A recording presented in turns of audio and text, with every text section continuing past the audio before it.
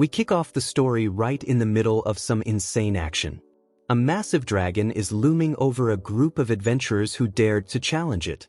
With a single sweep of its tail, the beast crushes the battlefield, threatening to turn anyone in its path into barbecue. Wielding two swords, a fierce warrior lands a blow right on the creature's snout. Next up, an adventurer unleashes a bolt of lightning magic from his blade. The dragon counters with a freezing spell shot straight toward the group. But a human sorceress quickly conjures a magical shield that protects her allies from harm.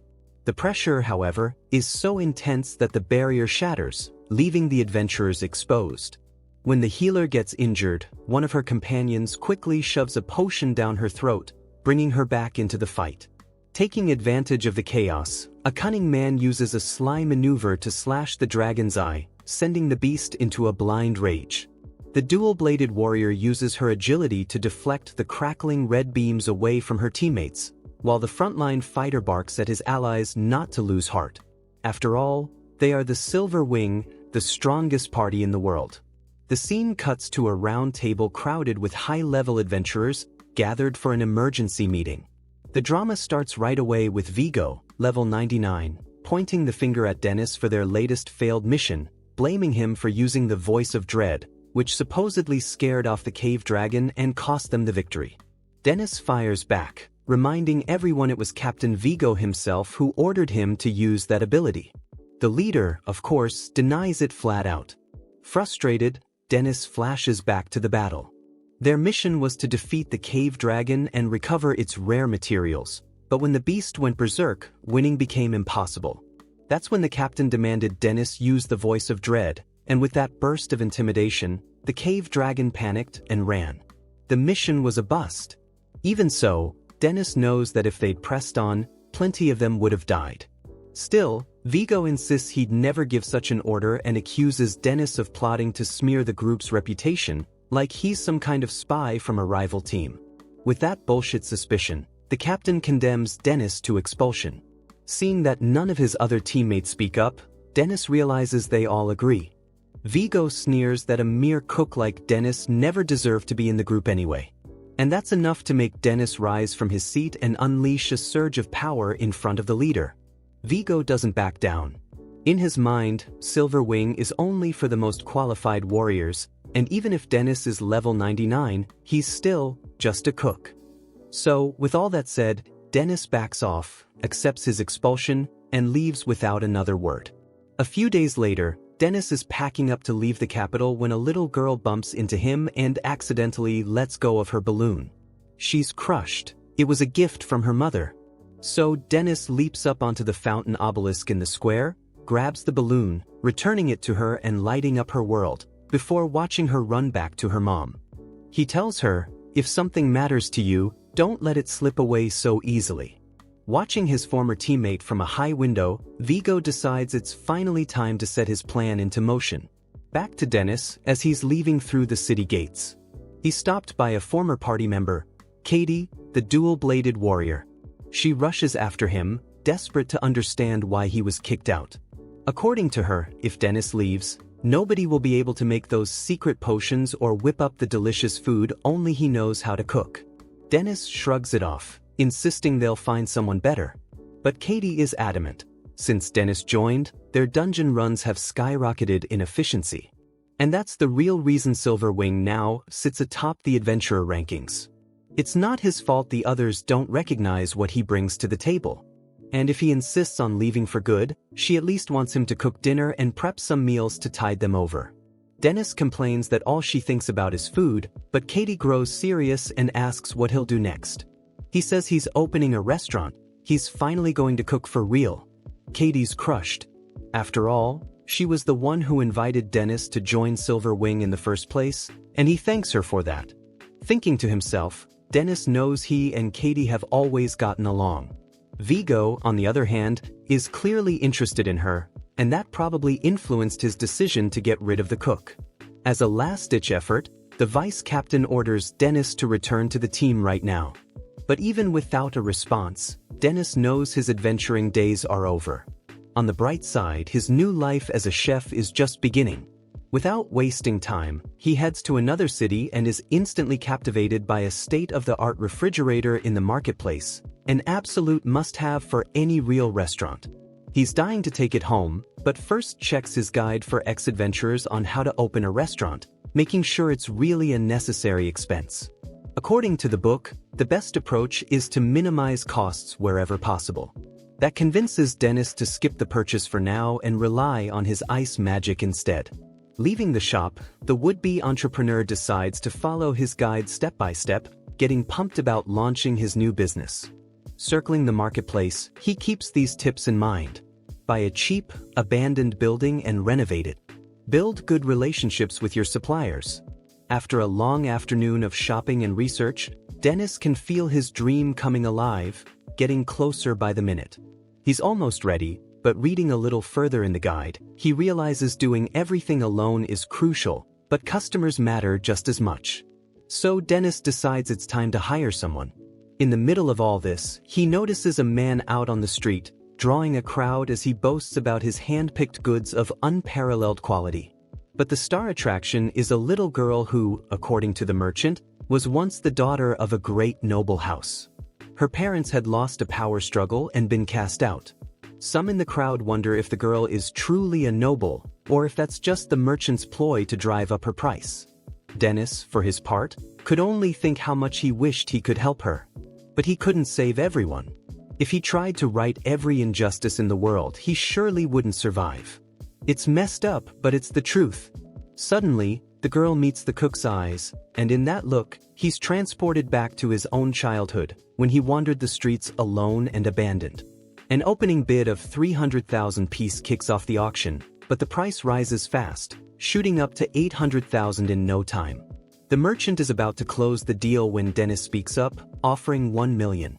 But then the refrigerator vendor butts in, raising the bid to 1.5 million. He's desperate to take this cute little girl home and take good care of her. People around them whisper in concern. The vendor has offered so much for the girl, and everyone knows he's a depraved creep.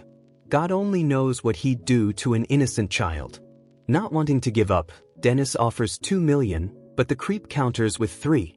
The bidding war spirals higher and higher, seeming to have no end, until, cut to the next scene, Dennis manages to buy the girl, trading away almost every coin he had. Still, he can't have the girl wandering around in rags, so he takes her to a shop and buys her a dress that, according to the shopkeeper, matches her hair perfectly. Later that afternoon, the two of them are walking side by side down the street. Suddenly, the girl stops in her tracks and stands still for several seconds, ignoring Dennis's calls. Without a word, she starts walking again, leaving Dennis completely at a loss for what to do with this child. As she shuffles along, head down, the girl suddenly looks up and realizes she's lost sight of her new master. In a flash, she's nearly run over by a passing cart and bumps into a rough-looking man. Moments later, she does the same to an elderly lady who snaps at her with open disdain. Each encounter makes the child feel as if she's trapped in a living nightmare surrounded by hostile strangers, a helpless creature among wolves. That's when Dennis finds her and confesses how worried he was, apologizing for walking too fast. Back at the house Dennis had just purchased, the girl asks why he bought her. Dennis scratches his head, explaining that she reminded him of something from long ago. He asks what he should call her and she replies, slave. Not liking that one bit, Dennis insists on calling her Atelier. He introduces himself, full of enthusiasm. She asks what she's supposed to do, and Dennis tells her she doesn't have to do anything. She can use the upstairs however she likes, or she's free to leave if she wants. After all, from this moment on, she's a free person. Later, the cook does what he does best, prepares a meal fit for his new housemate. While he's working in the kitchen, the girl remains quiet and withdrawn. Besides being a talented cook, Dennis also uses a bit of magic to enhance the meal, giving it a special touch. It's this bit of magic that finally makes Atelier's eyes light up for the first time since she arrived.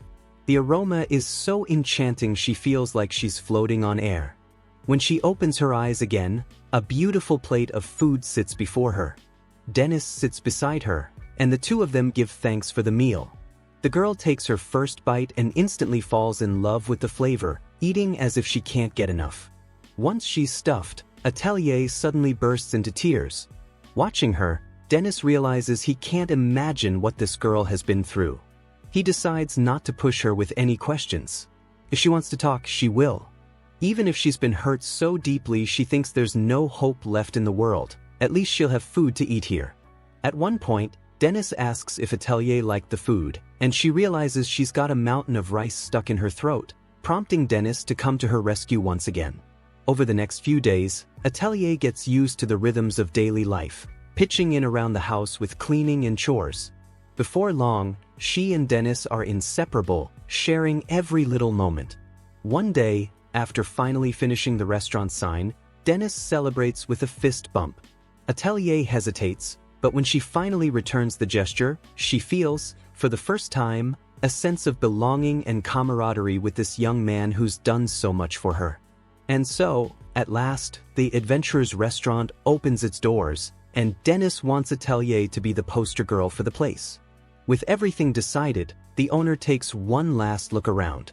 The menu's ready, the water's out, tables and chairs are set, the ingredients and kitchen tools are all in their place, everything's perfect. Nothing can stop this venture now. Fired up, Dennis promises himself that the very first customer will fall in love with his cooking, so much that they'll need to eat there 3 times a day.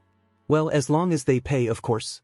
Because our boy Dennis is dead broke and can't afford to give anyone free meals.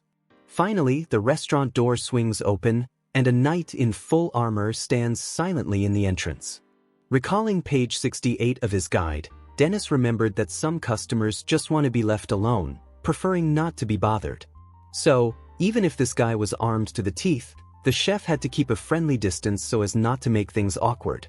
As the customer took a seat at the counter, the restaurant owner asked Atelier to fetch a glass of water. Dennis, keeping a close eye on the man, waited eagerly to see what he'd order. After all, this was his very first customer, and it had to be special. Instead of speaking, the customer simply pointed to a small portion of rice and a side of crystallized pickled plums on the menu. Honestly, Dennis was a bit let down. He'd imagined a warrior like this would go for a hearty meal to recover from some epic battle. Thinking out loud, he asked if the customer was the type to eat like a bird, and the guy shook his head.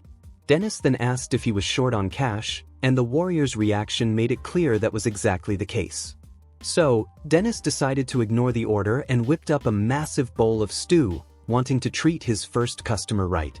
Quickly, the customer made it clear in a distinctly feminine voice that she couldn't pay for the meal. That's when Dennis realized his customer was actually a woman. At that point, she had nothing left to hide. She took off her helmet and revealed who she really was. She explained, somewhat dejectedly, that she'd been kicked out of her adventuring party just for being a girl. A cruel twist, considering gender shouldn't matter when it comes to skill in battle. What a bunch of jerks. Her level wasn't that high, but probably around 23, which was respectable enough. Dennis agreed about the gender issue and thought she was mature enough at that level anyway. All fired up, the adventurer, Henrietta, went on about the vice captain of the strongest group out there, the Silver Wing, a female swordswoman known as Crimson Lightning, whose opening attack was always a critical hit. Clearly, a legendary warrior in her own right. Dennis knew all about her. He even muttered under his breath that she could be pretty ruthless sometimes. Not catching what he said, the adventurer explained that she was hiding her gender to get into another party, but it was tough, since she couldn't even speak without giving herself away. Things had gotten tight. She was running out of money and losing hope. Seeing this, Dennis set down the very first meal for his very first customer, hoping to lift her spirits. The girl was mesmerized by the dish's mouth-watering appearance. She reminded him she couldn't pay, but Dennis waved it off, telling her to eat before it got cold. With that, she dug in, and with every bite she seemed transported. When she finally finished, Dennis, delighted with how happy she looked, invited her to come back anytime. But as she'd already said, she couldn't afford daily meals at a restaurant.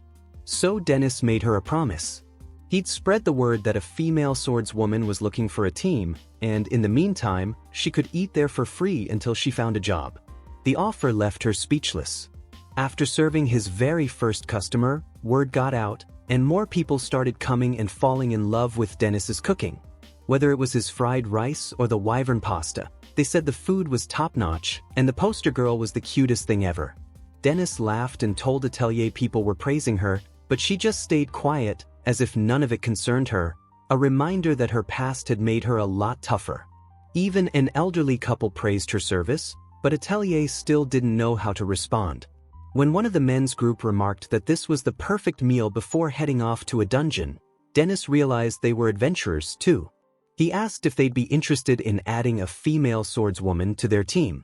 One of them said she could join them the very next day. They were actually looking for someone with more firepower.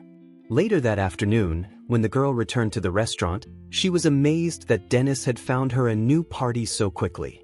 She promised she'd pay him back every cent from her first paycheck, even though he'd arranged it. Dennis told her to be careful. He didn't know those guys, but she was too excited to worry. Soon after, Dennis finished preparing her basilisk oyakodon, and she polished off the plate in no time, vowing with her mouth still full to pay him back for every last bite of that divine meal. Dennis asked her not to talk with her mouth full, so she mumbled, with her mouth still full, how delicious the food was. After her meal, Dennis's first customer left, but she definitely wasn't the last. As the days went by, more and more people discovered Dennis's restaurant. One night, after closing, two girls stopped by and were just as captivated by the food. As he was getting ready to close up, Dennis asked Atelier to go fetch the store curtain. Meanwhile, listening in, Dennis overheard the blonde girl telling her friend that lately, some adventuring groups had been inviting women to join them only to do terrible things to them deep in dungeons. They'd take the women so far in that they couldn't find their way back, then abandon them after assaulting them. After pulling this a few times, these adventurers would move on to another city and repeat the cycle. Hearing all this, Dennis wondered if those criminals might have been the guys who came to his restaurant. The next day, Henrietta introduced herself to her new teammates. Across from her stood a brown-haired guy named Still, a light swordsman. To her right was Marmok, the healer. The red-haired archer was Hondok, and the hooded mage was Kalatoba. Technically, Still was the leader, but Henrietta could just relax. Soon enough, the group heads out on their first mission. Still says today's job will just be a simple gathering run. Henrietta asks what they'll be collecting, but the leader says they'll talk about it once they get there. With an awkward smile, she thinks to herself that she really just wanted to know beforehand, but she keeps quiet. Once inside the cave, Henrietta quickly proves she's anything but ordinary. With every enemy that appears, she takes them down in a new and creative way. Her teammates watch in awe, clapping and praising her performance, words that go straight to her head after how she was kicked out of her last group. Still, they say it's time to go even deeper, and for the first time, Henrietta feels like people are genuinely counting on her. After all, she's always been treated as the weak link just for being a woman. Now that things are different, Henrietta swears she'll give it everything she's got. The party presses on, delving into the most dangerous parts of the dungeon, until a silver golem appears. Henrietta doesn't hesitate, meeting it head-on and slicing off one of its arms in a single strike. Next, they face a massive worm, and Henrietta makes quick work of it, taking off its head without breaking a sweat. With each new stage, she becomes more and more determined. But all that drive eventually comes with a price. After so much fighting, Henrietta is finally exhausted. Even then, her teammates barely seem to notice, insisting they're almost at their destination. Left with no choice, she pushes herself onward. Finally, they reach a certain part of the labyrinth. Still explains that the glowing crystals scattered around are memory crystals, and that's what they came to collect. Henrietta, barely hanging on, nearly collapses. The leader tells Marmok to cast a healing spell on her. Instead, Marmok casts a spell that restricts her movements even more. Struggling, Henrietta tries to grab her sword, but Still steps on her hand and kicks it away. Now, with her body reeling from the stun effect, Henrietta is easy prey. Planting his foot on her, the team leader mocks how easy she was to fool. According to him, swordswomen are always the best targets. They're not as clever as mages and usually have the nicest bodies. The plan is to have their fun with her for an hour, then let her go. Just pure scum. Hearing all this, Henrietta can only regret not listening to Dennis. If she just paid more attention, she would have known something was wrong from the start. With that, the criminals start removing her armor, but suddenly, the sound of battle echoes through the cave. They panic.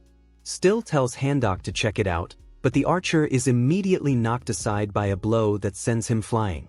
The source of the chaos steps forward, wearing a bag over their head and wielding 2 kitchen knives. The sheer fury makes the adventurers think a monster has come for them. Quickly, Still orders Marmok to use a detection spell, but it's useless against such a terrifying opponent. In a flash, the stranger attacks Still, hurling him against the cave wall with bone-crushing force as Henrietta lies helpless. The masked figure absolutely wrecks the criminals. Watching through blurry eyes, Henrietta thinks the person moves just like a master chef, but she passes out before she can make sense of it all. In the next scene, Henrietta recounts what happened. When she woke up, she was at the Adventurers Guild, unable to thank the mysterious, muscular man with the kitchen knives. Her attackers had been knocked out, tied up, and left at the dungeon's entrance. The guild investigated and found out they were wanted criminals. After all she's been through, it almost feels like a bad dream. Still, it's clear she needs to be much more careful about who she adventures with. Dennis, meanwhile, says it was his fault too, much to her surprise. In his view, he should have done some background checks. Embarrassed, Henrietta insists it wasn't his fault, until her stomach lets out a loud growl. Dennis asks what she wants for dinner. She remembers she's still broke, but as always, the chef doesn't care. He just wants to see his partner with a full belly. In that case, Henrietta asks for the supreme steak combo. Dennis jokes that it's the most expensive dish, but laughs it off and tells Atelier to close up for the night, now that their guest ordered the biggest meal. The two of them are going to have to eat it together. Just then, those two girls from the other day come back in order. A little while later, Dennis finishes Henrietta's supreme steak and brings another portion to Atelier, who's just as floored by the dish.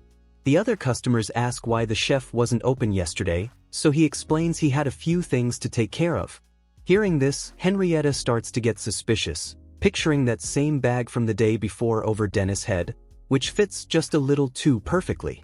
Right after, someone opens the restaurant door. With a smile, Chef Dennis welcomes the newest customer to the Adventurers restaurant. And with that suspicion in the air, the episode ends. Damn, what a turnaround. Is our cook protag a masked hero? And what's going to happen with Henrietta now? Let me know in the comments, smash that like button, and subscribe so you don't miss the rest of this story. Thanks, and see you next time.